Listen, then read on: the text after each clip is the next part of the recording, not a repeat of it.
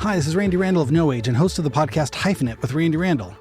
I want to welcome our newest sponsor of the show, DistroKid. DistroKid helps musicians get their music on all the major streaming platforms, and artists keep 100% of their royalties. Hyphenate listeners get 30% off at distrokid.com/VIP/hyphenate. Again, that's distrokid.com/VIP/HYPHENATE. Go get your music streaming everywhere now. One time pretty early on at that station, got a call at 3 a.m. and I woke up about halfway down that pole, probably 20 feet up, because I was on total autopilot. Oh, dude, it shook me so hard.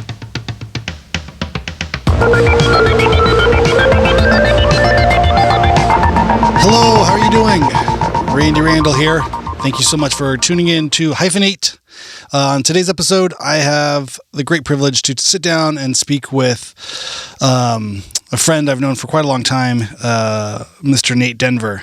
For those of you that don't know, Nate Denver is a writer, a skateboarder, a journalist, illustrator, prose, poetry writer, and guitarist, a singer. When I think about hyphenates, when I was first coming up with ideas for this show, he was definitely on that list of people who I just think of as these sort of modern Renaissance men. And he's been a big inspiration for many, many years to me personally, just in, I think, first discovering him with his interviews in Slap magazine. Slap was an incredible skateboard magazine that I was subscribed to, I think starting in 1993, and had a subscription all the way up until they became defunct somewhere in the early aughts, and then just became a website, kind of the Slap message board, sort of became its next sort of online forum. But the magazines were incredible, and obviously I was obsessed with music, and so I'd read all the issues, cover to cover, along with Thrasher and Trans World and everything else, all kind of the golden age of skate magazines there through the 90s.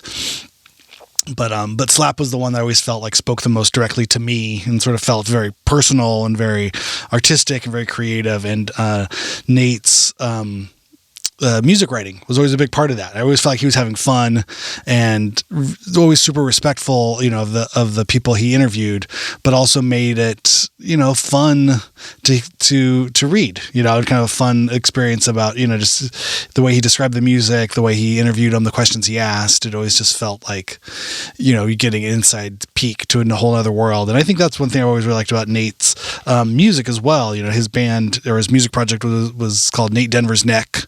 And it felt like, you were always just kind of getting a peek into a larger kind of fantasy, goth, metal, sort of Dungeons and Dragons style landscape, but told with this baritone voice and this kind of finger picking, very quiet, very, almost John Fahey-esque kind of, acoustic music.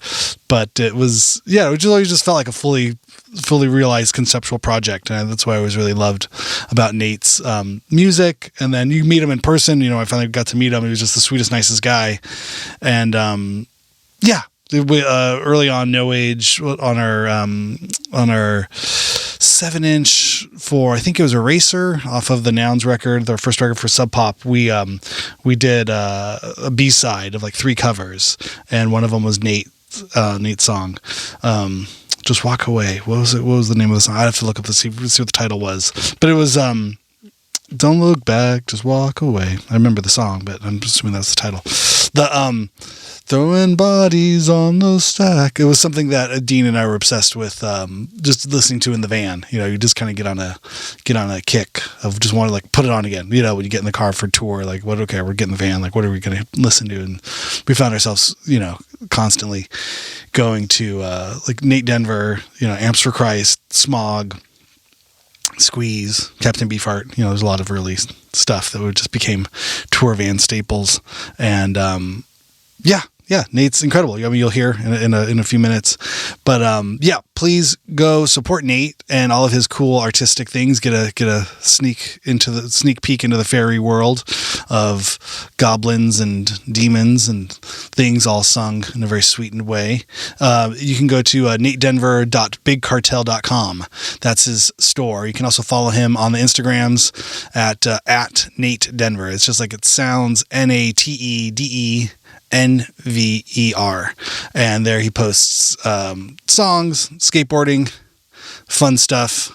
He's also, just all around great guy. You'll hear in the story when he talks about being a first responder, part of the fire department, and his time, being an EMT, and just a really, one of those guys, you just think about, like, I don't know, there's a big brother sort of figure. I think that's definitely where I'd put him, in just that kind of inspiration of, if you think about what it is you can do in life, how to do good in life and be a good person and give something back and still enjoy yourself and have fun while you're doing it. I think that's Nate Denver in a nutshell. So somebody who's been a big inspiration for me in my life.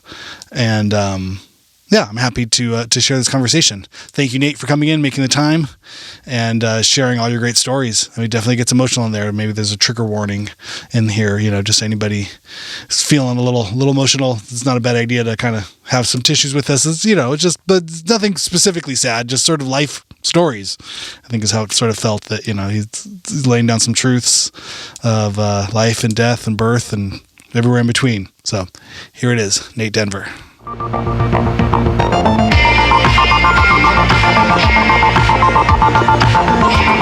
Mr. Nate Denver, thank you so much for being here. Happy to be here. Oh, man. Let me get adjusted here. Wow. Well, we were talking earlier today when we were scheduling this interview for you to come in, and you had a work thing come up. I was so curious. I mean, do you talk about your work? Yeah, I can talk about it in vague terms. In vague terms, yeah. But you are a hero. I first learned about you through the pages of Slap Magazine, but we'll go through the whole thing. But you have a very heroic job, and I was so blown away. I didn't know how to convey through text, like, whatever you were doing is way more important than whatever I'm doing here, whatever this is we're doing here. was the sentiment I meant to convey in our quick text messages. Like, yes, by all means, please be Superman for as long as you can. And then if you have a break in between saving people's lives, please come by. Thank you for being, flexible with that, because that was frustrating. I was excited to come over here, and we ended up having a house fire this morning at 4 a.m. and it was real. It was wow. Heavily involved, and thankfully we were able to make a couple saves. We had one fatality. Oh, so sorry. Which is a tragedy. Yeah. Oh my God. And yeah. It's a difficult part of life and difficult part of this job, but it happens, and try and do as much as you can. But overall, it was a success, and be that much better for the next one too. Each one is a learning experience, and so. Wow. And so for people who don't know, you are, what is the official term? I want to say firefighter, but I don't know if is that correct? Is that yeah, what yeah, you say? Firefighter. Yeah. Wow. That's incredible. Okay, yeah, well, let's go back to the beginning, but I just want to kind of acknowledge that you have a very important job, and you just taking the time out of your day to do this. I really appreciate it. Oh, thanks. Yeah, stoked to be here. Thank you. Like I said, I first read your Slayer piece. I think it was an interview with not Carrie, with Jeff Hanneman. Is that correct? Does that sound about right? In the Slap magazine, maybe 99, 2000? Yeah, probably around then. Okay. That one was so intimidating to do, because I had interviewed Carrie two or three times, because Carrie King, he admittedly, he'd say he was the one who did all the interviews, and he was the one on festivals who would, if a band wanted someone from Slayer to come out, it was always him. Yeah. And that Hanneman never wanted to do anything. And interviewing Carrie King was awesome, because he was so talkative and fun and easy. And so when I was able to get Hanneman, I was nervous, because every time you interview, the biggest risk of interviewing bands you admire is that if they're turkeys, then you're so bummed. Oh yeah, because these guys who you've looked up. Yes, right? exactly. Yeah. That's right. And Big Brother used to have a policy that you couldn't interview anyone you admired or any band you liked. And part of it was because they didn't want fawning questions, that wanted to be objective and to be able to go after them a little bit for that magazine. But anyway, interviewed Hanneman, and he was so cool. And I just asked him a bunch of questions about World War II and about imagery and stuff. And stuff that you knew through his lyrics, he knew a lot about. Yeah, and it was interesting because, I've loved that band since junior high, and there's always this little concern because, from the song Angel of Death, and you wonder, is this an endorsement or what is this? Was there some clarity we can get on this? And it was nice to get clarification. Yeah. That he said, no, my dad fought in World War II. He was getting rid of all of this World War II booty that he had, so Hanneman took it all, and that they, regularly would get approached by radicals who were on the other side thinking that it was an endorsement, and Hanneman would be like, sorry, buddy, it's not where I'm going. Not my position. This is not where I'm coming from. It's really just kind of interest in the historical story of World War II and what his dad had done, and just the reality of war and brutality. And that was interesting to hear from the horse's mouth, because you always wonder as a little kid. So well, if you're a metal band that trades in horror and gore and these types of things, I mean, World War II is a very scary thing because it's very realistic. In the sense that you can talk about wizards and dragons and demons and things, but if you by putting it in a historical context, that added another layer of just horror. That's right. To it all. Yeah. And then a few years later, I interviewed them at the studio. At the studio they were recording at. It was somewhere on Beverly. And nondescript place, and it was Tom Araya, Kerry King, and Jeff Hanneman in person. Wow. And I had written this song about Slayer that uses a bunch of Slayer lyrics, and I thought, I got to figure out how to play this for these guys. And so we did the interview, and Hanneman was intimidating. He barely said anything. Was he sick by that point? Or no, certainly not that I knew. Okay. No, this is before probably like 2004 or 5. This is probably 2006, actually, when that... Anyway, so interview went well, and I said, hey, will you guys listen to this? And before they could say no, I pressed play on this little handheld tape recorder and played it, and I stopped it. Or no, I didn't. Yeah, I stopped it, but I kept the recorder that was recording the interview going, and they liked it. Oh. I was so happy. Amazing. And Tom Rye goes, who wrote that song? I said, I wrote it. He goes, you wrote it? That's a good song. Whoa. And then Hanneman says... I like that song more than people who try to sound like us. Oh. And then Kerry King said, my wife loves that song. He had already heard it. Oh, you're kidding. Oh, my God. His tattoo artist had played it for him. That's where your mind just explodes right there. I couldn't believe it. Oh. I almost stood up and walked out. And I was very happy. It was such incredible. A good experience. So anyway, that was sick. They signed a Hell Awaits record. And anyway, those dudes are so cool. I really admire their ability and perseverance. Like, never changed. Just kept going hard forever. So anyway, good experiences interviewing them, and nervous every time. Like, oh, please don't take it. Please be cool. Yeah. And they're cool every time. Amazing. Yeah. Amazing. We sat in coach going from LAX to London, and they were in first class. Yeah. And we got to, and it's, they cut a very striking figure. It's like, you can't not recognize, at least Kerry King especially. I think he had like a chain, but like, how do you get that through TSA? He had the chain on, the shaved head of the giant, demon tattoo on the back of his head. Yeah. So just, well, that's Kerry King. And then you look, okay, well, the blonde man in the large hockey jersey, there's that, and then Tom looked probably the most, sort of like down, nicest, just dressed dude. with a hat on and kind of just a shirt. Whatever, he was the friendliest of all. He was so friendly. And then at that too, I was about to release a book of short stories, and I pre-wrote a bunch of back cover endorsements. And one was like, I laughed so hard, my eyes rained blood. And the last one was, I hate this book. And Tom Araya was like, you can put that one on. You can put my name with that one. How funny. And I was like, really? He's like, yeah, put that on there. And so hilarious. It's on there. Great. Oh, I was so thankful he said that. That's great. Anyway, that's on there, and it made him chuckle, which felt good. Amazing. Okay, so let's go back even further. So where do you come from, and how does writing factor in, and music, skateboarding, sort of paint the picture for the early days of the Nate Denver experience? I was born in Redwood City, up in the Bay.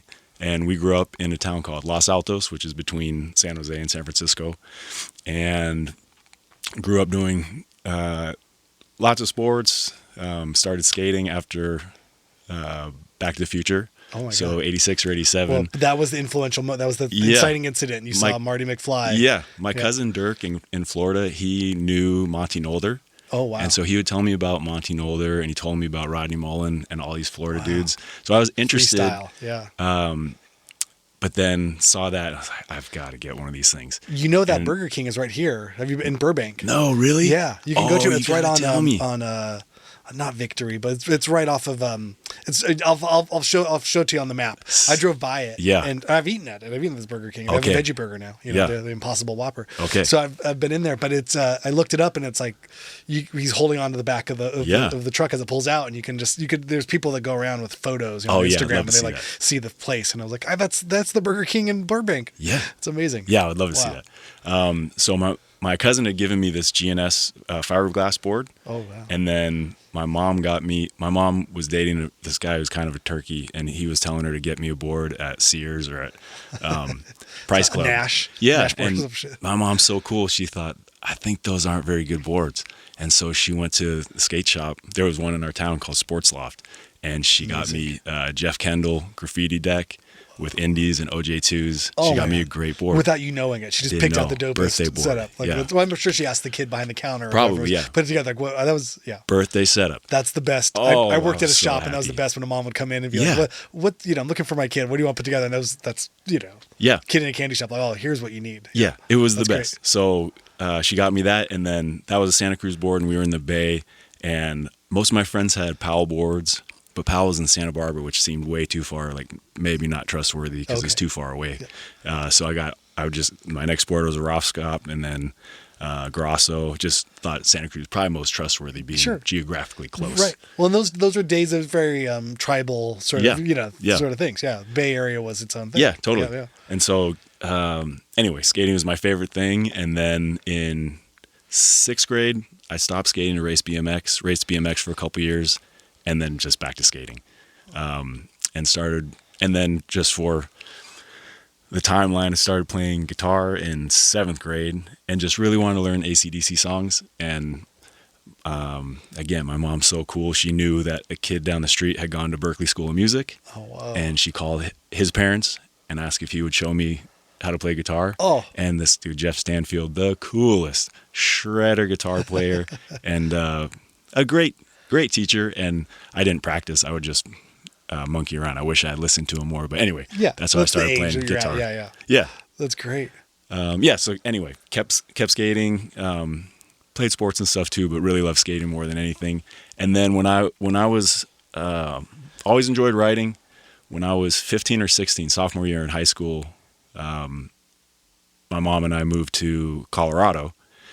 And it was gnarly. It's gnarly to move at that age because I had such a tight crew of friends. And but it was a good experience too because you make a bunch of new friends and figure out how to do that. And I had gone to this festival called Apogee, and I saw Akko and Atiba there shooting photos. Whoa. I was like, those guys are sick. They had nice looking cameras. But I took photos with my mom's Nikon. And ended up writing an article about it. Who was playing? This was a Bay Area fest? No, this is in Colorado. Oh, okay. Oh, there was a mini ramp there. Ron Whaley was there, and Tim Brosh was there. It was awesome. And Harold Hunter was there. And anyway, it was really fun skating this ramp. And then I remember Common was there. I think the Vandals were there. And I don't really remember who. So this was else. Early 90s. Yes, it was early 90s. Pre-Warp Tour, but kind of something that would turn into a Warp Tour kind of thing. Exactly right. Yeah. So I took these photos and I wrote a little thing about it and I mailed it to Slap because I thought Slap was so sick. Thrasher was rad too. Transworld was good. Sure. Everything. I liked all of them, but I always liked whatever was the smallest thing. Yep. And so I sent it there and they printed it. I couldn't believe it. So That's it just incredible. made me. I was so stoked. And anyway, it just made me feel motivated. And so just kept writing. And then when I started collecting records, I'd always see at record stores promotional use only. Oh, right, yeah. And my uncle Peter was a radio DJ in Detroit, and I asked him, what are these? And he just told me that they're free. Labels make these and they're free. I was like, how do I get those? And so he helped me come up with a fake newsletter saying that I was writing for a skate shop in Colorado, and I needed records because I was going to review them, and it's going to be a pretty big deal. They should probably send me a lot of stuff. And I sent probably out 50 of them out to every label I could find, and nothing. I got 0 responses. And then my dad's from New York City, and so summer of '96, I went out there to stay with my cousin and just work in the city. And I started calling those labels and saying the same thing and saying, I'm here in the city. And they were like, oh, you're here? Come on down. So started going to labels and picking up stacks of records. Whoa. And then they put me on the mailing list. And then a couple months later. You didn't give up. Tenacity. No. Yeah. Right? Yeah. What a lesson at that age. And so happy. Just stacks of records. I was so happy. And didn't write anything. And then a few months later, this dude, Sean from Raucous Records, he called me. He's like, hey, we got this record coming out called Lyricist Lounge. I need you to write a piece for it. And I didn't say anything. He said, you're a writer, right? I said, yeah, no problem. And so he sent it, and thankfully I pulled it off. And this magazine called Subculture at the time, they printed it, and I was studying English, so my grammar was okay. And they asked me to help them be a copy editor. Oh my God. And then that's one of those jobs that if you do it once or twice, show that you can do it, and especially if you can meet a deadline, you're good to go. That's it. And so started doing it more, and then my best friend Mark Whiteley, he took over Slap. Yeah. And I remember that. Then I was in. From Lance. And so Mark took over from Lance, and I mean, he's one of the most generous people you've ever met, and he just gave me so much work, and pretty much any band I wanted to interview, he'd put it in there. Any record I wanted to review, put it in there. At one point, I asked if I could try and get some guitars to review. He's like, yeah, do it. And Gibson sent me this beautiful guitar, and Fender sent all these guitars. I had to give them back, but still, I recorded a record on that Gibson. Great. It was so cool. The Les Paul or something? No, all acoustic stuff. They were expensive, and they smelled so good because they were straight from the factory. Anyway, amazing. So that was just the funnest thing, and then it just keeps building from there. And one of those summers in New York, staying with my dad's family, I interned for Ego Trip, which is a New York hip hop magazine in the '90s, and then from there, those guys started giving me work at other magazines. So, oh my God, this guy Noah Callahan Bever, he gave me work at Mass Appeal, and then he took over Complex and started writing for them, and then Sasha Jenkins was giving me work. And I was just very lucky to be around That's incredible. Motivated people who would also give me work. A career as a journalist. Yeah, I mean, yeah. It lasted about 10 years. I didn't know the breadth of it, all the depth of everything you had done. I just really just Slap was my, you know, you were the guy from Slap. And there was, like, I was the kid that would just poured over the magazines and knew every photo credit, saw every, you know, everything in there. I was the same way. Yeah. Yeah, right? Yeah, you knew all the names. Like, you know, what are these people? Yeah, so cool. Who are these, how did this happen? Did you write the Wu-Tang Return of 36 Chambers? Is that what it is? Did you write that for Slap? For Slap, that was probably before me. Okay. But I did get to interview. I'd interviewed all those guys multiple times except for You God and ODB. Everyone else, I think multiple times except for Ghostface just once because he was so hard to get on the phone. But anyway, those were such fun adventures. I remember reading that just as a kid and being like, "This is a return of the 36 Chambers. Like, is this a band that I already missed out on? This is something that came out again. I was like, oh man, I'm so late on this. This sounds incredible. Like, how did I not catch this the first time it came around? Not understanding just the name of the based on Kung Fu Cinema and these kind of things. It's just it's like, this is incredible. I just remember reading that and just like being so confused and so intrigued. Yeah. And that was the best part of like that age and just having something like a Slap in your life. The first issue of Slap I got was in '93. I had gotten a car hit me in 8th grade because we'd go skate this church like 3-stair and like ledge before class in 8th grade. So we'd wake up at like 5 a.m. to go skate this curb and try to just throw ourselves down the 3-stair if we never landed anything. But it was just something to do before school because we were so obsessed. And this car turned into me in the crosswalk and I woke up in the hospital. But everybody came out and there was, what was cool is I knew I was into skateboarding or I was a skateboarder. And so my friend got me there was a 93 issue of Slap with Fred Gall on the cover. I still remember, I think I still have it here. The yellow cover.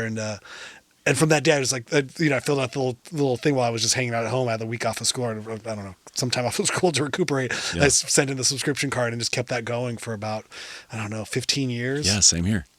It was incredible. Oh, it's so cool. That, and then I also got Toy Machine Heavy Metal. Yeah. And they just wore that thing out. That was that year. You know, those two things that really, I was a skateboarder, but now I feel like I'd like paid my dues and like survived this gnarly accident. Oh yeah. And it was just like, okay, nothing's going to take me down. Yeah. Till I dislocated my shoulder like 3 years later. Oof. And then that would officially ended any kind of skateboard progression. I just could never get better because I was always throwing my shoulder out of socket with anything I did. And I was like, okay, this is going to, so I had about 3 years of full commitment into like pro skater, you know, this was where my brain was at from about 13 to 16. Yeah.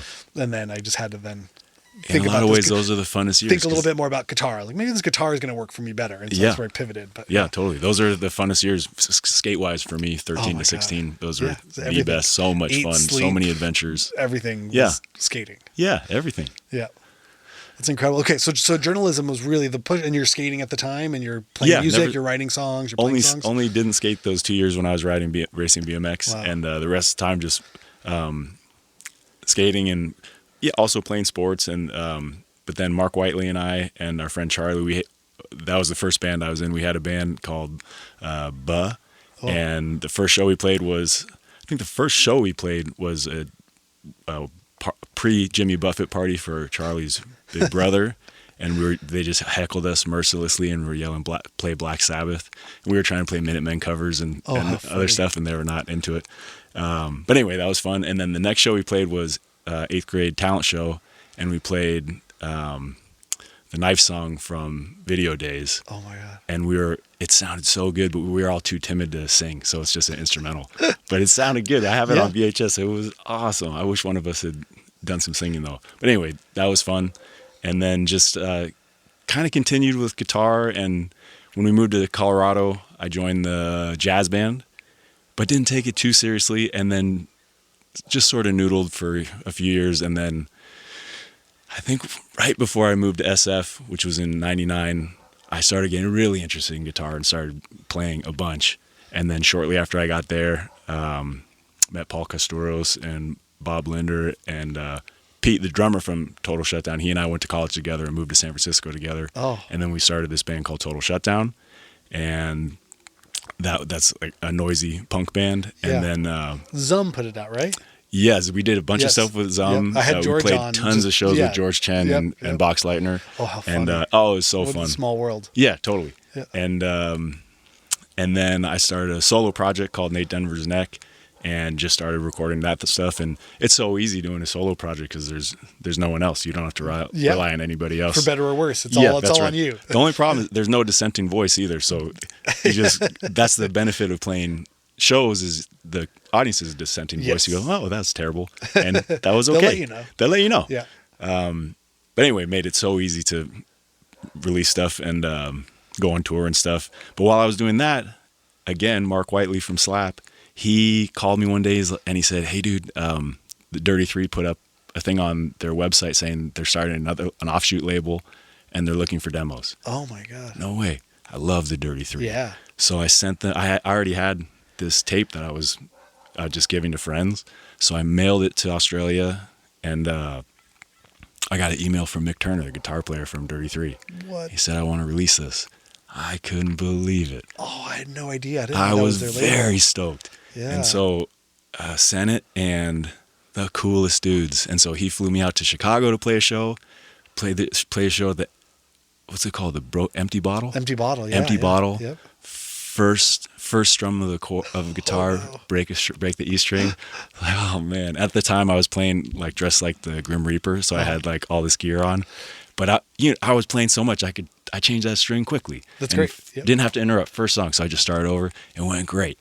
And so then he invited me to open for the Dirty Three on tour. Oh my God! And what year was that? This was probably 2003, probably 2002 or 2003. Did you play the Knitting Factory here in LA with them? Maybe. I know we played at the Henry Fonda Theater. Oh, okay. We might have played the Knitting Factory too. Okay, that might have been different times. Yeah, I went to the Knitting Factory show. I don't remember. Yeah. Oh, it was so fun. And so then I met Zach Sally. He was playing bass with them. Oh my God, yeah. And he and I came downstairs when we were at the Fonda Theater, and he was reading a comic book. I like comic books too, so we started talking about that. And then that was this other fortunate meeting. That guy's been such a big influence on art and music for me. He released a book for me, helped me with the second book, and just the best dude. And that's just all because Mark saw this thing on the Dirty Threes website in 2000, 99 or 2000. Wow. So just one thing leads to another. That's incredible. Dude, and then... But that's just the door that opens. All the rest of that work is all you, though, too. I mean, it's like I'm picking up a pattern here of. Dude, come to think of it, though, there's a lot of there's opportunities, but then you follow. It's the double, triple follow through. Yeah, you got to follow through. Right? Yeah, you got to follow through. That's right. It's not just hey, here's the introduction, and then you wait around for everyone to come to you. It's that's like, right. That doesn't happen. Yeah, my foot's in the door, now the work begins. Dude, everything dies without. My friend said it like this: like you could be a boulder on the edge of a steep hill, and no one's going to push you over that hill. No. You have to get over that to the edge and start rolling because nobody's going to push it. But anyway, now that I think about it, at that show in LA with the Dirty Three, before that show, Wes Borland from Limp Bizkit called me, and he's like, "Hey, a friend sent me." He had quit Limp Bizkit at this time. He's like, "Hey, a friend sent me your stuff. It's pretty interesting. We're going to come to your show in LA." It's like, oh, sick. Whoa. And so finished the show. It was so fun. We ended up actually releasing that. Our buddy Joshin has in Austria has this label called Rock as Hell, and he released that show as like a mini disc live thing. But anyway, Wes comes up, coolest dude, and he's like, "Hey, do you have a place to stay?" "No." He's like, "You can stay with us." Stayed at this beautiful house in the Hollywood Hills, or maybe Los Feliz, and it was sick. Like swords on the walls, like that looks like a sword from Lord of the Rings. It is from the Lord of the Rings. Yeah. Oh, it was so cool, and took me out to dinner, and then just so cool, and showed me all these rad guitars and artwork and stuff. Just the coolest dude. And anyway, so that was a interesting meeting that comes into play later. But that tour with Dirty Three was great. Warren Ellis, just such a fun, interesting guy. I really admired the way that dude plays, and oh my God, legend. All the other stuff he's done. So really neat adventure. And so anyway, kept touring and writing, and then would go out to New York periodically. And it was funny. I noticed whenever I go to New York, I'd get way more writing work, and I would still be interviewing people on the phone. But by virtue of being in the city instead of SF, even though SF's a big city, but that's not where media is. Magazines in New York, like I get work from Vibe and get work from big magazines because I was there. I wouldn't see them. I wouldn't be in person or anything, but they'd be like, "Oh, you're here?"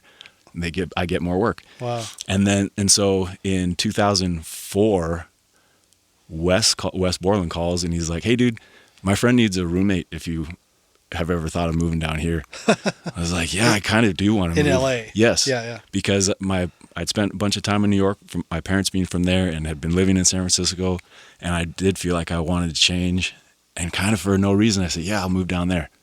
And Wes, he goes, "Yeah, dude, we're recording this another band." He wasn't in Limp Bizkit. Another band, he goes, "Yeah, we were recording and we played your stuff for Bob Ezrin, and he was really into it."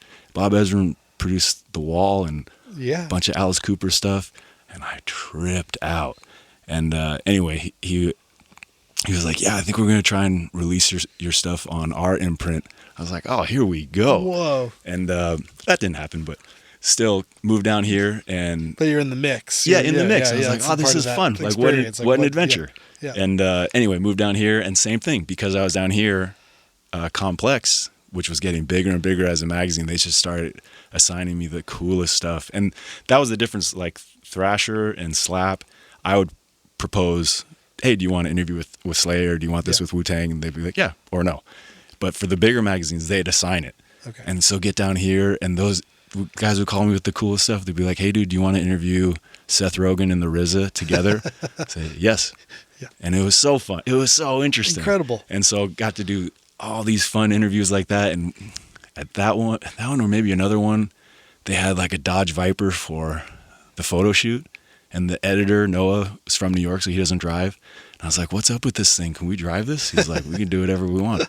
And so I drove it, and I put the pedal to the metal, and that fishtail, I almost crashed that thing. God. And and he doesn't drive. He's from New York, so he's holding on like we're in a jet. Yeah. And I didn't crash it. Thank goodness. But went around the block, and that was just adventure, all these adventures that you don't expect, and find yourself in these funny situations. But was here riding, and then my brother Rourke was in the Navy for 13 years. He was a commander in the SEALs, and I really admired his service. I've always looked up to him for my whole life, but especially that. I just thought it was the coolest thing. And when he went into the SEALs, he called me and said, "You should come do this." And the military did not appeal to me. In hindsight, I think I would have really enjoyed it, but it just didn't appeal at the time. Wow. And his corpsman, his medic, got out and became a fireman, and somehow he thought of me. Whoa. And he told my brother, and my brother called me and said, "Hey, you should look into being a fireman." And so I walked down to the local station, and I was fit, and I figured we'd have a push-up contest, and I'd get hired that day. I'd probably be working that night. And come to find out, it doesn't work like that. It's kind of like breaking into a secret society. There's a long process, and but that was, every journey starts with one step, and that was the first step of that. And the more I looked into it, the more appealing it became, and just really wanted to serve and do something I could feel good about. I felt good about writing too, but I really wanted to serve the way my brother was, and so. And how old were you at that point? I was 28, so a little late. Okay. Yeah. A little late, but a time of reflection. Kind of go, okay. Yes. You accomplished a lot, and I'm sure more than you had even dreamed or thought of. You know what I mean? Yeah. You couldn't even fantasize about some of the opportunities and celebrity, all that kind of stuff. Yeah. The stuff that sort of serves that time, and then as you go, well, what else is there? I would imagine there's. And it's funny too, because the thing I enjoyed the most about writing for those magazines is it was almost all interview work. Sometimes something else would come up, but it was almost all interviews. And you come to find out everyone is interesting. Everybody's life is completely insane, and almost everyone's suffering something, and there's different levels of that, and everyone excels at something. And it's just fascinating getting to know people. Yeah. And then turns out this job, that's all you do is you get to know people and find out people's situations and learn about their insane lives. And as a fireman, get to go into houses when people don't expect you, so you see their real living conditions, which is interesting. So anyway, there's some overlaps there of communication and just kind of exploration of people's lives and stuff that I didn't expect. That has been really fascinating, cool. Right? Yeah. I'm sure even as an author of fiction or nonfiction, that I'm sure there's a lot of slice of life, or you see people at some of the most vulnerable times as well. I mean, have you done any writing reflecting any of those things, and not specifically, but just in a general sort of like material, like how to reflect on that? Or I started just a document that's notes about calls, because I found I think it's kind of an involuntary coping mechanism that I find you flush. I've talked to some other guys about this too, that you flush a lot of the information. I think it's a self-preservation thing that you see stuff that is so gnarly that your brain just kind of gets rid of it. Yeah. And I'll tell my mom about calls, and they'll be so sad, and she'll get bummed. And she'll say, "Are you okay?" You don't even think about it, because you can't engage like that. You just are there to try and fix the problem. We didn't create the problem. We're just trying to fix the problem. And if you did get affected by all of them, you'd just be a basket case. It's beyond empathy. There's a type of not thick skin isn't even the right word. There's something about it's not understanding the process and the humanity and the life that's taking place with or without you, in a kind of boundary. Sort of in the most uncodependent sort of whatever the opposite of codependency is. Would that's be something right. like this, a self-sufficiency that is just that's right. Beyond measurement. I would have to imagine there's just an understanding, like not quite Dr. Manhattan level of of sort of detachment, yet with care. That's right. That sounds like a particular kind of psychological state to have to be in. But being a creative person, I imagine you have to use whatever tools are, instilled in you to express it in some ways, because it doesn't. You're not made of a synthetic fiber. You are things touch you. You have to touch it. You're right about that. Stuff definitely does, and anything with kids is difficult. And then I'm in a position now where It's my job to tell people if someone hasn't made it, if their family members died.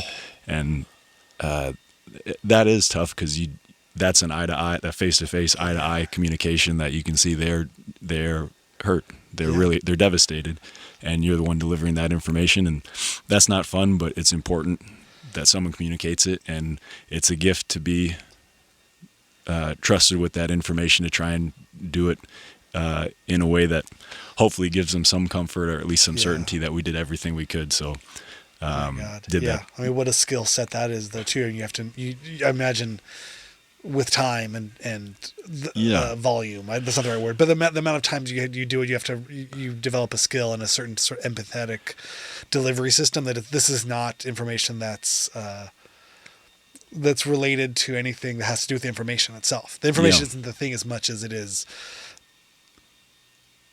the first step of the rest of their lives. Right. And I think that's, sorry, I can cry, but it's really hard. Yeah, it's hard because it's not necessarily even information. So, if you ever lost anybody, it's that phone call in the middle of the night. Yeah. You're like, why are you calling me? Yeah. This is, all it takes is one of those phone calls and the rest of your life has changed.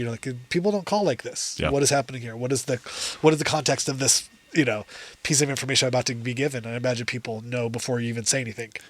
You wouldn't be standing there if you didn't have something to say. It's it's incredible because it can be both. They already know, and often it should be very clear that the person has died and they're still holding out hope. Please keep trying. Right. And that's difficult. And we've found that simple is the best way. And then we really try not to use any euphemisms of passed on or gone, and we have to use the word that they've died. Yeah.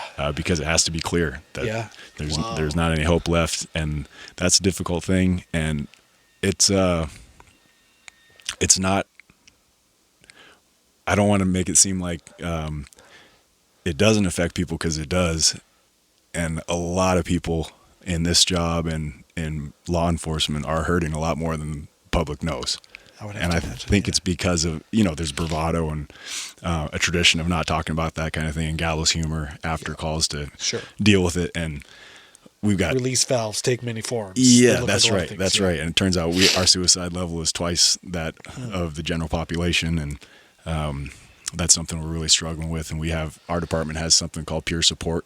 And there's a group of us who have had some training on how to talk to people and try and lend a empathetic ear or supportive hand, and it's an honor to be part of that. And it feels like a drop in a bucket, because it's very difficult to identify. It's easy to identify some people are hurting, but it's pretty easy to mask pain as well. Yeah. And you really do find that everybody is struggling, and there's just levels of that. Yeah. If you see someone that you think has it all together, it's about a guarantee that there's something they're dealing with in their family or in their community or in themselves that is hurting them. So it's worth trying to have a little compassion and empathy and show some grace to everybody. Yeah. Right. Yeah. That little moment of just not saying something or just giving people that empathetic breath. Yeah. Sometimes can do a lot. Yeah, I think so. And I would have to imagine in this type of service too, that there's confusion of strength and coping, or it's something, you know what I mean? That it's like, I don't, how do I say it? It's been my experience, in sort of in understanding, our cultural sense of masculinity. There's a lot of stuff that we inherited from our fathers and brothers and older generations that it doesn't necessarily healthy. In those regards of like masculinity and strength and like being the person, it's like, well, that's a lot of stuffing. You know what I mean? Just putting something down is not processing. I guess that's what I'm saying. Like, there's something, I've done a lot of work within myself and just understanding how to process emotions. Yeah. Like you can put it away, but it's going to come back. Yeah. So things don't really go away until you really look at them, shine some light of the day, talk to another person. Yeah. And I think that I imagine something with the peer-to-peer sort of program. It is a lot of that, like putting something interior into words has power. Yeah. Saying what your internal feelings are to another person can be a huge pivot point. Yeah. Like, I've never said this before, and having somebody hear you and say it's okay. Yeah. And that's it. You know, like what the transformational process of two people talking about issues that may have shame, may have regret, may have resentment, all these types of things that, you know, are rather, you know, it's not fun to talk about all the time. Yeah. You know what I mean? But I'm part of a sobriety program in my life, and it's great. Sick. And it's great. And I've just a lot of those sort of things are just showing up for someone else and just being there and saying, it's going to be all right. I was where you were at. Yeah. And then having somebody do that for you, you know, it's a lot of that kind of stuff that just, you know, you shine a light on some of this stuff and it does go away or it gets easier. Yeah. You know, it's incredible. It takes so many forms, because I know one of the main lessons they give us in the peer group is to listen, to try not to say anything, just listen. Yeah, we're not and fixing it's this. Very difficult to not try and fix it. But I will say, having been on the receiving end of that peer support trying to help me, my coping is exercising to total exhaustion. That gets rid of a lot of feelings, and that may be suppressing it, but I don't think so. I think it actually really gets it out. And then when I was you know, in Total Shutdown and Dig That Body Up, It's Alive, screaming at those shows really got almost, that's the most peaceful I've ever felt. And so it's, obviously everyone is different, because that talk for me was not helpful. And I don't know if that's because maybe I'm not over it yet and I need to talk more, but I've got such a habitual nature of dealing with stress in the ways I do, and that I think I've got it worked out. And I know I can't do everything alone. Yeah. But similar to what you're saying,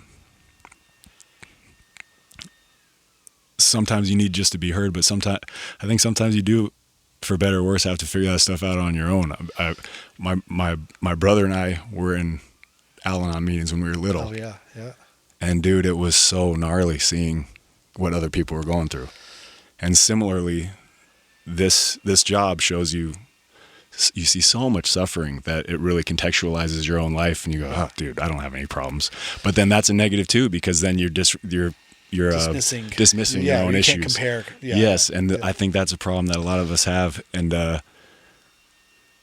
so anyway, we didn't talk about that, dude. Like this may be valuable, but we went in those Al-Anon meetings because my mom figured out she was an alcoholic when we were 7 or 8, and it was awesome because she was like, she figured it out after my parents split, and she said, you know how like your grandma and some other family members and I are pretty mean sometimes? I'm like, yeah. She was like, that's because of alcohol. We're like, oh, all right, so we just skip that and we won't be like that? She said, yeah, probably. And so when we were little, my brother and I were like, cool, we won't do it. Yeah. And then first guy she dated, alcoholic, bad man. Cool, reinforced it. But then that's life. Even a bad man, he taught us how to box. He taught us manners. He taught us some good stuff. Yeah. That's life. And then the next guy she dated, he was, met him in AA, and he was a good man. And we really cared for him.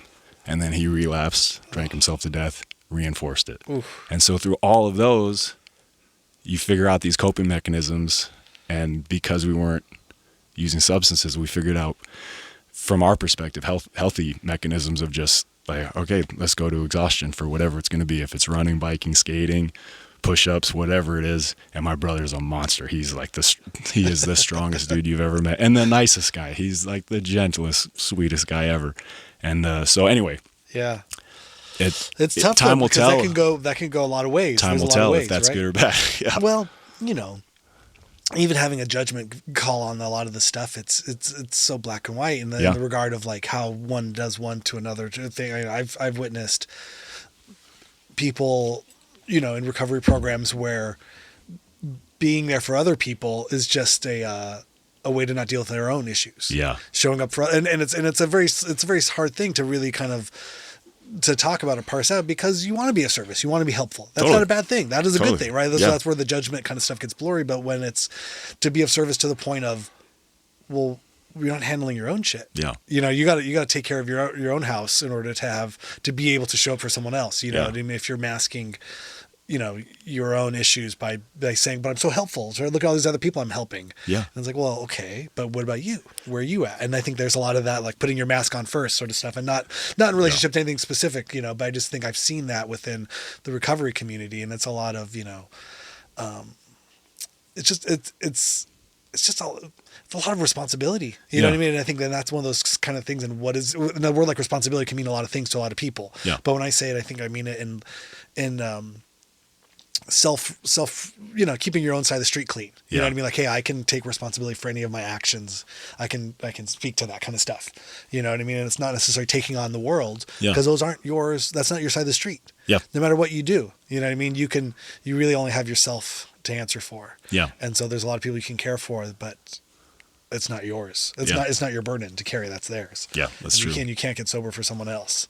They have to want it. Oh, you know what I mean? And that applies to everything like we've talked about. You know what I mean? If the person doesn't want the help in any way, shape, or form, they're not going to get it. It's not going to happen. And so it's no reflection on your ability or your service.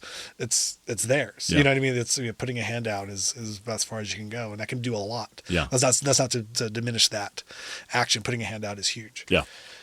I will say along the same lines, one of the unexpected components of being a fireman, and I know that it was a service commitment that I wanted. Yeah. Is if you're ever feeling crummy, helping someone else, I think, is the quickest way out of feeling that. Yeah. And that's something everyone can do. There's a million opportunities a day to help somebody else. Absolutely. And it doesn't mean it fixes your issues, but boy, it can sure mute them, and I think oftentimes erase them, or at least balance the scales. Yeah. Just that idea of being of service. Like, what does that really mean? It's it's putting your hand out. It's finding somebody who needs help. Yeah. And just being there, just showing up. I think that, I see, in a Southern California sort of way, the charitable donation, or like, I gave money, I did this. It's good. It's not to belittle that at all. That's a good thing to do, but I don't really feel good at the end of the day. You know what I mean? I gave money to a thing. Yeah. It doesn't, but showing up and just being a body, whether you're serving food, you're giving something away, you're there just showing up for someone else that could use a hand, or volunteering for an organization. Like, hey, we just need bodies down here. We're giving out water. We're giving out shoes. We're giving out something to people in need, or being there. That's huge. Yeah. You're right. And you just go, wow, okay, it didn't cost me anything. That's right. I didn't have to spend any money. I just spent some time. I had a day off, and I went down and volunteered. Yeah. At a place. Yeah, that's right. Yeah, no, it's huge. Yeah, it's the coolest. No, it's so true. And I guess when I think of firemen, I think of the word fire, but it sounds like there's more to do with firemen is in a medical.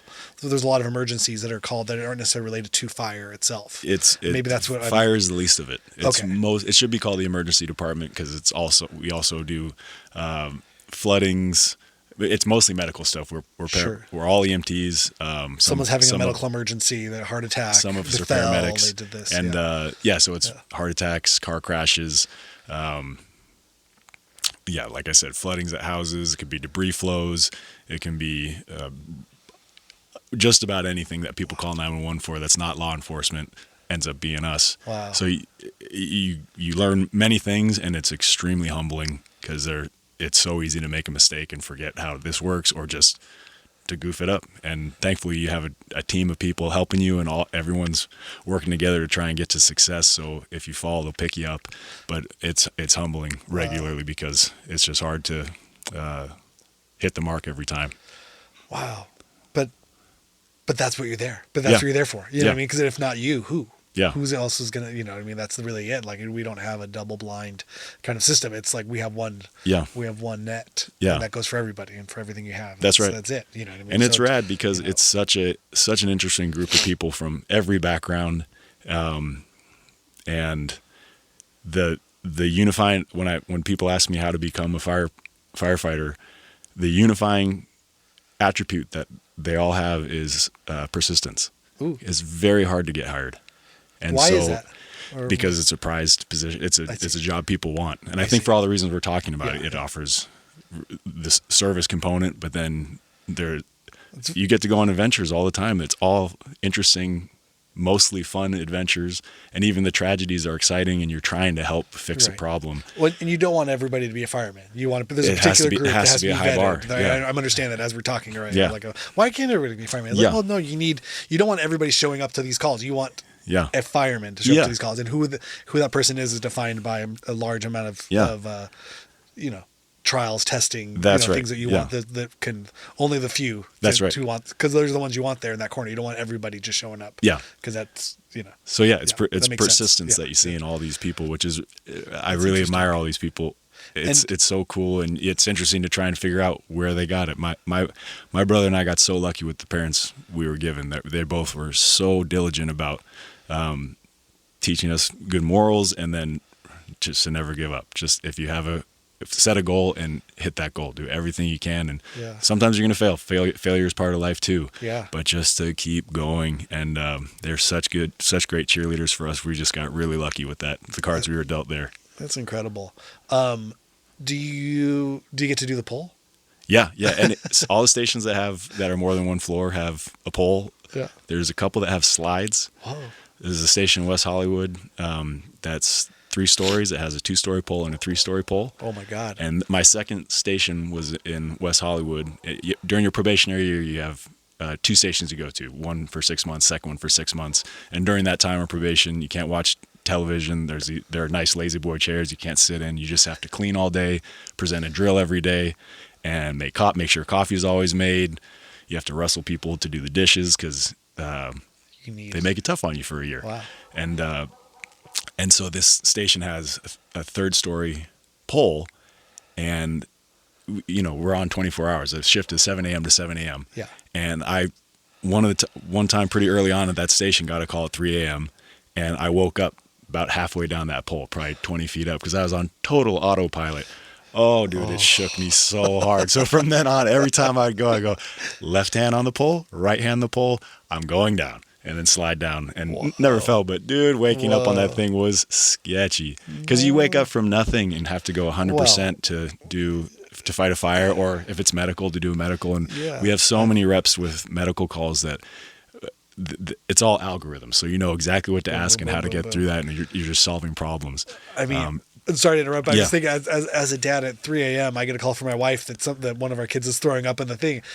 I'm not even awake for the first 10 minutes of it. Yeah. I go and I'm grabbing things, I'm cleaning stuff up, I'm doing things, but it's like, I think I step in the vomit like 10 times, in a row before I realize, oh, that's where it is. I can't even, the lights aren't on, I'm not even paying attention. So to have to just, it's a very, very fractional sort of experience of that. But you're like, hey, wake up. So to go from deep sleep to fully awake to okay, hold on. And that is the exact same thing. It's a small child just vomiting their guts out, and we have to fix that quickly, but clean it. No, it's the same. But it takes a minute. Anybody who's ever been awoken and asked to do anything other than go to the bathroom knows. It takes a lot of attention really quick, and that's an adrenaline rush you got to give yourself. It is, every day. It is. And then you come back to the station, and sometimes you can fall asleep, and sometimes you are awake. Yeah. And anyway, it's all weird. Stress. Yeah, but it's you brought up the other idea too, stress management. Like, what are some of the techniques you use for stress management? I'm so curious, because we're actually dealing with a little bit of that with our oldest son. Oh yeah, we're talking about stress and how to do things. And I come from like I said, from a recovery sort of position, and so I know some of that. Yeah. But I'm curious from a totally fireman position. When I was stress. One's pretty old, but I had it was probably an anxiety attack in 6th grade, and my dad, who's a tough man, he sat down with me and he goes, look, we all have bad feelings sometimes, and there's kind of good energy and bad energy. And he's a runner. He's a marathon runner, ran every day from, I think, 13 to 70 years old. Knees went out, bought a mountain bike. So he knows how to manage himself. He's 79 now, cranks out like 400 push-ups a day. Anyway, he said, why don't you start doing 100 push-ups a day? Why don't you do 10 sets of 10 a day? And it was like a warm blanket. It was so comforting getting rid of this energy. And I was playing sports and skating and stuff, but it's different when it's concentrated to do something like that, to kind of with a purpose to get rid of sort of bad energy. So exercise is still a big part of it for me. I exercise every day, try and get rid of bad feelings. And then to my surprise, I started going to church. Probably 7 years ago, I was raised going to church, and really lost interest in it, like many people do in college, and got so into death metal and stuff, and thought those lyrics were so interesting, and so really was against it. And then we had our little girl. I thought, I got something out of that. maybe I should take her so she has a base. And then I started noticing these firemen, and so many of the ones who I admired went to church. I thought, there might be something to this. And so anyway, I took my daughter for her, and then I started getting a lot out of it. And just this idea of, the idea of there being a higher power that cares about you and will forgive you. Boy, that's helpful when you feel like you're up against it and you're just. One thing I'll say that about being a fireman is you're around a lot of death. Huh. That can be a little jarring sometimes. It's no longer an abstract concept. It's a very, very tactile. Very yes, and as much as I say that there's a separation and that you don't take it all in, it's impossible not to take some of it in, and to have some sense of a higher power is extremely comforting, and some sense of order is very comforting. So exercise and then I having faith in God, and then I've got some breathing techniques like box breathing. You know what that is? Yep. Yeah, dude, that one's super helpful. Yep. And then that Wim Hof breathing, that one. What's that? The simplest way is just 30 deep breaths, deep in, deep out, deep in. It's basically hyperventilation. Okay. But dude, when I do that, sometimes my face starts tingling. I don't take drugs, but it's probably what drugs feel like, because it's so insane feeling, and it's supposed to kind of wake you up. But when I do that at night, I knock out. Wow. So that one, I think, just takes my mind off everything. But it's arduous. It's not easy to do because you're breathing super deep. Yeah. And then I read to sleep every night to wind down. I don't look at a phone at all, and that's good stress management for me. Just trying to zone out in a book, and then I'm very lucky. I've got an unbelievable wife who's just so supportive and cool and helpful, and talk to her about anything. And then I've got, a support group, really. I've got just this network of friends and family that I don't deserve. It's like so fortunate to have all these people. I just feel like I got an army of people cheering for me that I'm really thankful for. Yeah, that's great. No, I think the higher power stuff, that's a big part of recovery as well. You know what I mean? And just understanding that. And I think I rebelled against that a lot. I was raised Catholic and didn't really, know what that meant. Yeah. And then in recovery, like they say, find something. It's a very abstracted kind of thing, and everyone's kind of got their own thing. I was like, well, this is what I grew up with. Let me go check back in. See, this is what if I had to pick something off a table, I would know. I know this one at least. Yeah. If not to say one's better than the other, but I know this one. I did my time. And so it was the reboot. It was not going to take as long for me to get to where I need to be, because I'm familiar with this. And there's a lot of stuff in life that there's a lot of answers for, and there's a lot of processes that you can put things. You have a lot of places to put things in life. Yeah. There's a lot of places where you can't put it, where it just doesn't go. It doesn't make any sense in terms of how you're feeling or what you're experiencing. And I think a lot of that's where it's, I give it to a higher power. I got to give it away. Yeah. Because it's not for mine to hold on to. It's not a physical, mental, emotional, it's spiritual. There's other kind of life of stuff of like, all right, well, this, and even those feelings of gratitude and comfort. That's the thing, is not all emotions are negative emotions. Sometimes even the positive ones, it's like, I don't know what to do with this. Yeah. I'm so happy here. And again, it's like, why am I so fortunate to get to experience these things? And it's like, it's not me. Yeah. I got to give it away. Yeah. You know what I mean? There's something else working through me right now, or allowing me to be present for this, to experience this. And I'm feeling this very good thing. Yeah. And just in the same way, like, I'm experiencing something really, really unpleasant right now. Yeah. I don't really know why this is happening, but again, it's not me. I can give this away also. You give a lot of this stuff away. And I think that's a big way of like, that I've developed in my life, of understanding my place in the world, being right-sized, being humble, and knowing that 99% of the things that I experience have nothing to do with me. Yeah, that I'm an observer more than I am the cause or reason for any of it. Yeah. I really do. I get to play a very active role in my life and in my family's life and friends, but the majority of stuff that's happening or that's very meaningful I'm not responsible for. Yeah. And that's why I can go to bed that way. Yeah. Because if it's good, if it's that good, it didn't come from me. And if it was that bad, I know that wasn't me either. Right. This is just life happening to us all. And I can you move through it, just it moves through you. That's that type of idea. Just kind of going with that. Just trying to take that with me. Yeah, I think along those lines too. There's so much value in the bad times because you find so much beauty in the simple times. Yeah. I've had so many instances, especially with my little girl, where we're doing nothing, either just walking or doing something. And you have a moment and you think, I don't think life gets better than this. I think this is as good as it gets, and it's a wonderful thing to recognize. Yeah. And then everyone has so many close calls in life.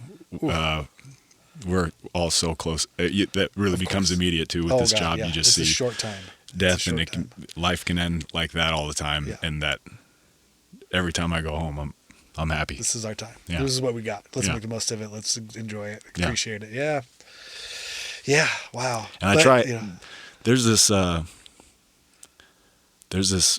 idea in this book, Tuesdays with Maury, that my mom gave me probably 20 years ago, and the guy talks about make sure you let everyone know how you feel about them, because you might die or they might die. Yeah. And it's too bad we say all these nice things at the funeral and they didn't hear it. And it really affected me. And I think I might kind of irritate some friends sometimes by telling them how much I care about them. But I think it's really important to do that. Yeah. For you and for them, because you've expressed it and they've heard it. And also, if you've got someone you've got a feud with, to figure it out. Yeah. Because it can end like that and you never had a chance to make amends or make it right. And conversely, if you got a problem with somebody, don't talk to someone else about it, talk to them about it. Yeah, right. Because they don't think they're a villain. They think you can work it out. Whatever the misunderstanding is, you can say your piece. Easier said than done. Hear their piece. Yeah. And go, is there room for this thing to grow back together? Yeah. If not, let's know we both did our best here. And we're gonna walk away knowing, hey, that's right. It's no one's fault. This is where it went. I tried, you tried, it didn't work. Yeah. You can't mend everything, but yeah, man. Wow. Well, we did a whole lap there. We got further than I. Yeah, dude. Nice getting to great. Yeah. Nice getting to know you a little more too. Yeah. Last time we saw each other was outside of the main library downtown. Oh, you're kidding! Wait, I don't remember this. Yeah, you guys. No Age was playing at this awesome little room at the main library. Okay, gosh. And you gave me a copy of that 7-inch. You guys. Yes, we covered your song on the Racer 7-inch. We did that on tour. You guys played it so much better than I played it. That song is awesome. Oh my God, that's a beautiful song. So yeah, that's the last time we saw each other. Oh my God. So I think we keep up online. I think I see a lot of what you're doing, so I don't think it doesn't feel that far away. But oh my God, I had a gnarly throat infection that day, and I had gone to Echo Park free clinic, and I was very not sober in those days. Yeah. But they gave me this large bottle of cough syrup with codeine in it. Oh. So it was a very trying time. I think things got spacey pretty quick. I remember taking a couple swigs off of that before going to play that show at the library. And kind of looking back, I think we got interviewed or something. I've seen photos. I'm like, oh, okay, I'm only half there. It's so weird playing sick. I remember being so sick in Berlin. I got so lucky. I know you've toured a ton, but I got to tour in Europe one time. And I was so sick, and my voice went down like 2 octaves, and it was so fun. It's a new performance. Because to me, I was like, what is this instrument? It's totally, I have no idea what this is. It's not mine. Someone swapped out your guitar with a baritone. Yeah, it was so fun. All right, I'll take that.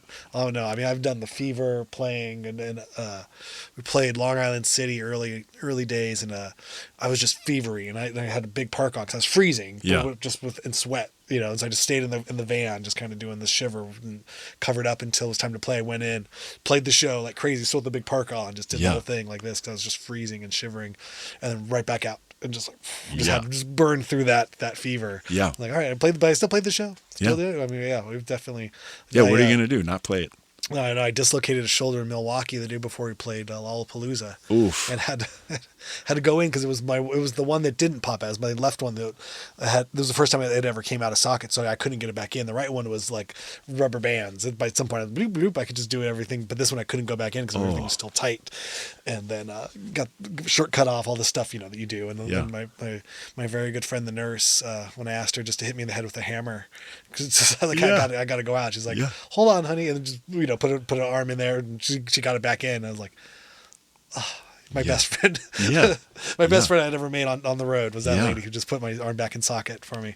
It's You know, awesome. all I was asking, I remember just, I'm sure you've had these experiences. I got taken out of the venue. Yeah. And it really just, every bump, everything, I was just like, Dean was with me. I was like, Dean, I asked Dean, I was like, can you punch me? Yeah. Can you knock me out right now? Because I really can't do this anymore. Like, I dislocated, I'm sure you've had it Yeah. from the other side of treating somebody like this. But that's one of the worst things. I can't even watch America's Funniest Home Videos. Oh, yeah. I'll see people fall, and it's just like, Oof. the gut. There's something I don't like slam the back, sections. the slap, Yeah. right? It's like Yeah. watching, like in skateboarding, you just see somebody fall, and it's just like when you've felt that in your body doesn't forget. Yeah. Your mind can forget, but your body remembers those things. It's like, oh, Yeah. it's gnarly. Yeah, it's awful. Do you remember skating that mini ramp with Ben? Yes. At night? Where was that? Wait, which mini ramp? The one we had at our house? Was it at your house? On Melrose and La Brea? Yeah, I think Yeah, that was our it. house. That was Yeah, your yeah, house. yeah, Yeah, yeah. that was fun. That was us. Yeah. That was super fun. I had I had become a substitute teacher after the band That's before right. No Age. Yeah. The band before No Age broke up, and then I'd become a substitute teacher, and our friend Sam found this like really tight, half pipe. And someone was giving it away for free, and we had enough room in the backyard. We put it out there, but so it's the tightest tranny with the longest flat in the Yeah. front. Like it was not. We would have been better off to just rebuild it. I think yeah. It was Yeah. really. I don't know if you remember that about it, but it was Yeah, really. I It was do. fast. Yeah, It was fast. yeah. I remember that was so fun. It was nighttime. funky. It was dark. I remember that was so fun. Yeah. Before I forget, Yeah. what's your stress coping Oh my God. mechanism? I do a lot of. So I always think I was told and it connected that you can't do anything when the glass is full.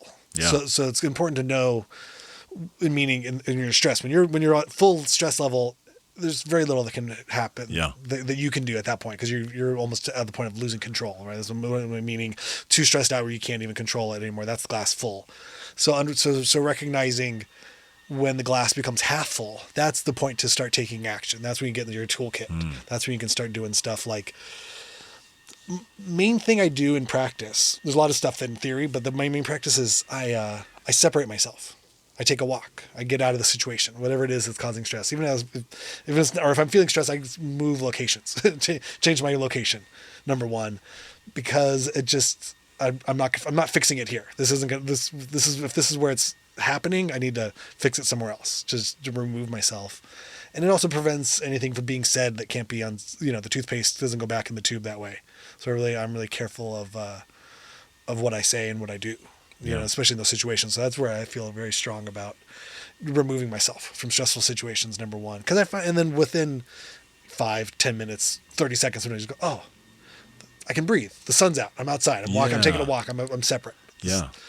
Whatever was happening there was escalating, and I wasn't handling it correctly. Yeah. And that's how I usually understand stress is I'm not handling this situation correctly. Yeah. And so that's where I that's what's stressful to me. Yes. Most things, you can understand. Like, okay, I get what this is happening. I get what that's happening.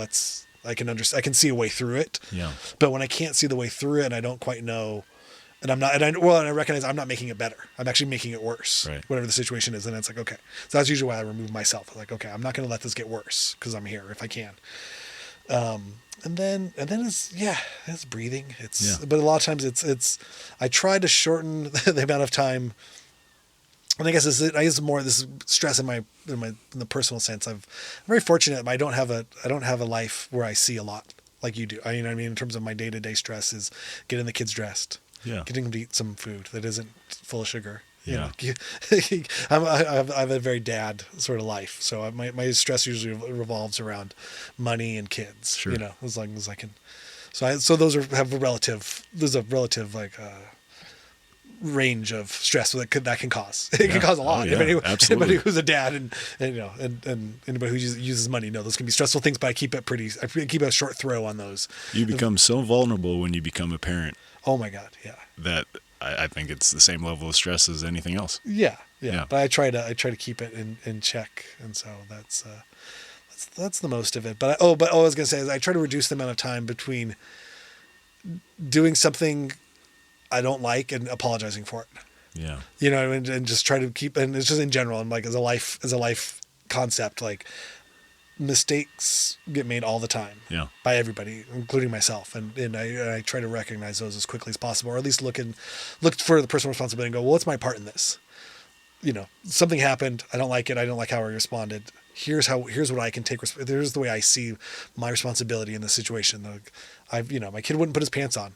I needed to get out of the house. We were late. We had to get to a thing. We had to do a thing. I'm like, put the pants on. I raised my voice, 2 decibels louder than it should have been. Yeah. And as quickly as I can, I apologize and give a big hug and say, it's not you, buddy, but here's what we need to get out of the house because there's more stuff going on today that you don't know about. You only know about this in cartoons, but I'm letting you know Dad has more things to do after I drop you off. So I need us to get out of the house a little quicker next time. That's it. Cool. Try to, whether it makes a difference or not, I don't know. But I think it does. I hope it does. I think it does. That up. Yeah. That was just something from this morning. So Success. first thing that came to mind. Yeah. Did you get the pants on? He got the pants on, but different pants. And my wife was really great. Again, I think it's our partners and our people in our life that really are the heroes. Yeah. That kind of stuff. Absolutely. She came in. She's like, why don't you go take a walk? Why don't I take this one over? I'm like, he just won't get the pants on. Yeah. He doesn't like these they pants. can do anything. That's why awesome. do we have pants he doesn't like? Yeah. Yeah. So it's a lot of that, but like I say, I'm just, I recognize, how grateful I am most of the days. It's that kind of feeling of like, I feel like I won the lottery. That's the way to be. Yeah. And just have the time, the peace of mind to be of service whenever I can. And, just try to appreciate it all. That's the right path. Yeah, that's it. Awesome, man. Well, thank you so much, Nate, for coming over. This is great. Thank you, Randy. Thank you. Whoa, right? Didn't I tell you? He's a hero.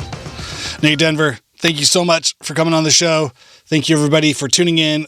Please go give him a follow on Instagram at Nate Denver, and also go to his Big Cartel, natedenver.bigcartel.com. There you can pick up books, Wait, You're Not a Centaur, book and CD. You can also get Haunted Armor, book and album, and Nate Denver's Neck / Best Friends Forever split LP. He also has The Prince, the Queen, the Corpse 10-inch record. He was nice enough to give me a copy of that. It's beautiful and awesome. Kind of vintage cover as well, and there was also the Prepare to Die CD. So go support him. He's a great guy. He does good things. He's out there saving lives every day, living it. Thank you, Nate, so much. Everybody can find me on Instagram at Randy S. Randall. You can also email the podcast hyphenatehalftime@gmail.com. Have a good weekend. Be safe out there. I will see you on Monday.